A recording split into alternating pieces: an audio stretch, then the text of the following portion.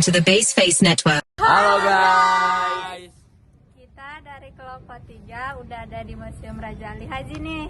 Kita mau ngapain ya? Kita mau bikin penelitian sejarah tentang Kota Batam. Penasaran gak nih selanjutnya kayak gimana? Stay tune ya.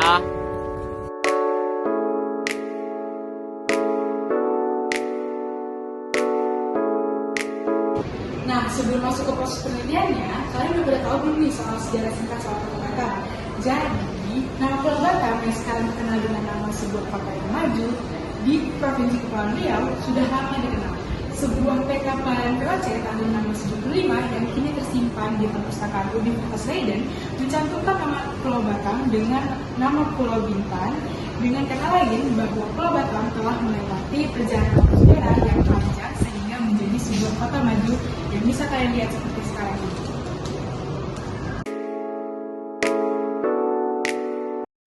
Nah, jadi sekarang kita lagi di tahap heuristik dalam penelitian sejarah nih. Kami lagi ngumpulin data-data dan dokumentasi dari dalam museum.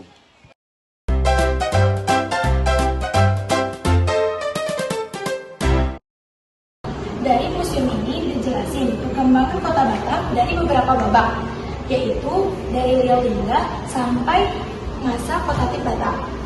Dijelaskan kalau masa pemerintahan Kota Batam dimulai dari Kesultanan Riau Lingga atau pengamatan Raja Ishak atau Imam Ishak yang menjabat sebagai Amir pertama di Batam. Dengan ini, pemerintahan ini terus berlanjut dan berkembang menjadi pola dan sistem pemerintahan pribumi di Pulau Batam yang berada di bawah kendali Kerajaan Riau Lingga.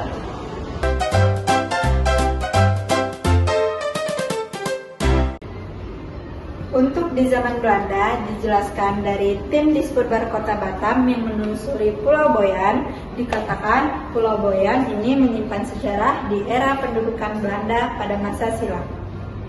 Pulau ini dulunya menjadi markas Belanda dan terdapat lubang tempat persembunyian. Ada juga bekas bangunan yang difungsikan sebagai kolam renang. Dikatakan juga berdasarkan cerita turun-temurun, kalau Boyan diperkirakan menjadi tempat bagi Belanda melakukan pemantauan wilayah perbatasan di daerah yang diduduki sesuai Traktat London.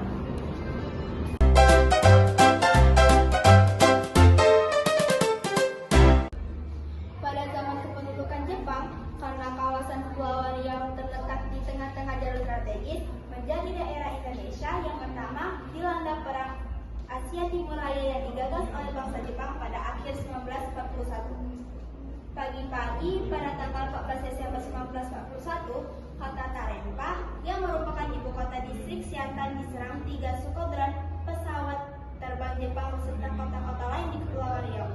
Setelah Singapura jatuh ke tangan Jepang, pasukan Jepang menyebar menduduki Kepulauan Riau pada tanggal 21 Februari 1942.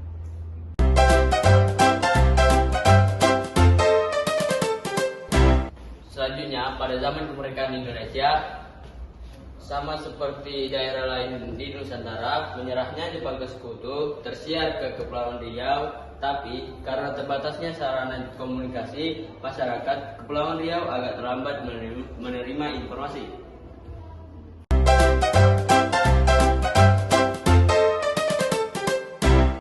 Setelah masa-masa dilalui Kota Batam, sampailah kepada Batam yang sudah semakin maju. Salah satunya dengan lahirnya Otorita Batam di masa Ibnu Sutowo. Sampai di masa sekarang, pada masa pemerintahan otonomi daerah yang ke-6, era baru kepemimpinan pemerintahan Kota Batam dimulai dengan tampilnya Rudi dan Amsakar Ahmad sebagai wali kota dan wakil wali kota Batam. Dari sini, pertumbuhan ekonomi dan pengendali inflasi terkendali. Sementara APBD Batam secara gradual juga memiliki peningkatan. Batam juga ada perkembangan infrastruktur seperti pembangunan Jalan Raja Haji Fisabilillah, pembangunan dataran Engku Putri dan Engku Hamidah, pembangunan Jalan Bunga Raya, dan lain-lain sebagainya.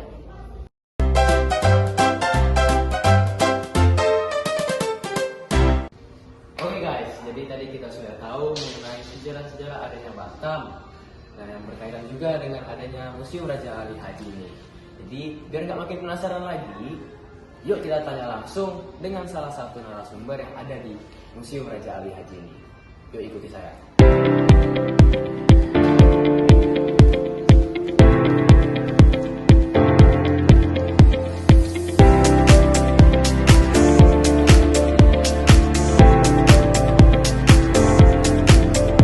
Oke guys, jadi kami sudah berada dengan kakak narasumbernya dari Museum Raja Ali Haji dengan kakak siapa? Iya. Oke, dengan kakak Dia. Baik, jadi kak kami mempertanyakan terkait mengenai Museum Raja Ali Haji. Nah, jadi pertanyaan pertama, sejak kapan sih kak museum ini didirikan? Museum ini diresmikan sama pemerintah itu tahun 18 Desember 2020, tapi sebelum ada museum ini, tempat ini dijadikan sebagai MTQ. Oh, baik. Jadi kira-kira kak, untuk apa sih museum ini didirikan kak? Museum ini didedikasikan untuk masyarakat luas karena di dalam museum ini banyak peninggalan sejarah, terus juga kita menghormati para pahlawan kita terdahulu. Oh, baik. Museum ini didirikan dapat sejarah, menghormati juga ya kak? Baik. Jadi kira-kira apa sih kak harapan terkait adanya museum ini khususnya bagi generasi muda? Harapnya pengunjung bisa menambahkan pengetahuan yang luas gitu, ya mengenai Melayu. Oke, jadi harapan adanya museum ini berharap generasi muda pada zaman sekarang, khususnya yang sudah mulai masuk ke zaman-zaman gadget, boleh mengenal kembali apa aja sih kira-kira peninggalan terutama pada Kota Batamnya sendiri ya, pada masa lalu atau yang Oke, baik kak. Terima kasih kak.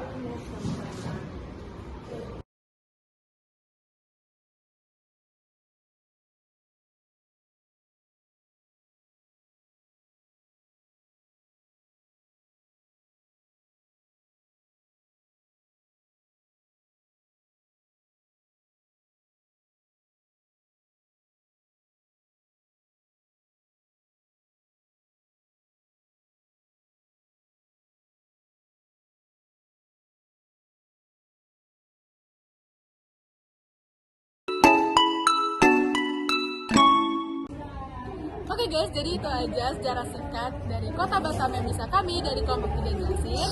Kami berterima kasih kepada Bu Upi selaku guru mata pelajaran sejarah, juga sebagai wali kelas kami. Pisang masak dimakan Ray dan Tata. Ewa. Pisang dimakan di tempat gelap. Ewa. Sampai kita di penghujung acara. Kami tutup dengan salam. Sekian dari kami. Assalamualaikum warahmatullahi wabarakatuh. Bye-bye. Bye.